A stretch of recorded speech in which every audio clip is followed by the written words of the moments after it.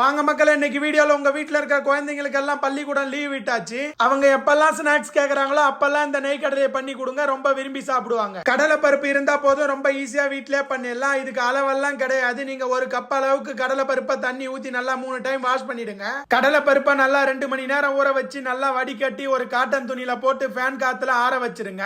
ஈரத்தன்மை இல்லாத கடலை பருப்பை இது போல ஒரு ஜாரியில போட்டு நல்லா சூடான எண்ணெயில வைங்க. அப்படியே முக்கியமான டிப்ஸ், இது போல சூடான எண்ணெயில போடும் போது அதனோட ஆவி உங்க கையில படும். ரொம்ப ஜாக்கிரதையா ஹேண்டில் பண்ணிக்கோங்க. 2-3 நிமிஷத்துக்கு அப்புறமா இது போல நல்லா கலந்து விடுங்க. அடுப்பு தீய குறைக்க வேண்டாம், அப்படியே இருக்கட்டும். கடலை பருப்பு ஈரத்தன்மை இருக்கத்தான எண்ணெயோட சூடு பக்குவம் நல்லா கம்மியாகி நல்லா லோ ஃபிளேம்ல வேக ஆரம்பிக்கும். இது போல நல்லா கலந்து விடுங்க. நீங்களே பாருங்க, நல்லா எண்ணெய் குடிக்கிறதெல்லாம் நின்னுடுச்சு. இந்த ஸ்டேஜ்ல இதை வடிகட்டி எடுத்துடலாம். எடுத்து இந்த கடலை பருப்பு பாத்தீங்கன்னா சாப்பிடும் போது நல்லா கிறிஸ்பியா இருக்கும். இந்த மசாலா கடலை பருப்புக்கு தேவையான அளவு உப்பு, கொஞ்சமா காரப்பொடியை போட்டு கலந்து விட்டுக்கோங்க. உங்களுக்கு தேவைப்பட்ட கருவேப்பிலை, பூண்டு